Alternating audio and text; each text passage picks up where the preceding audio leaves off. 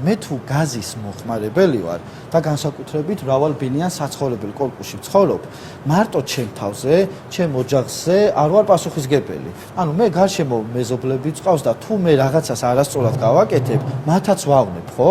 თუ ეხლა ღია დამრჩა ეს გაზის დანადგარი და გამოიწვია მან აფეთქება, მარტო ჩემი სახე ხო არ აფეთქდება, იქ შეიძლება მეზობელსაც ვავნო.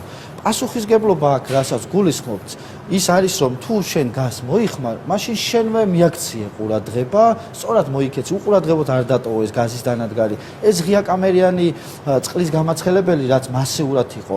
კი იყო ეგეთი, აი რაც თქვენ ახსენეთ, მაშინ რატო იყიდება, მაგრამ მე ვფიქრობ ეგ არ არის გასასამართლებელი საბუთი, იმიტომ რომ თუ ამის გარესივრცეში დაყენება შეიძლება ცალკე სათავსოში, რატომაც არა, ხო? იყიდა ოღონდ სწორად მოიხმარე.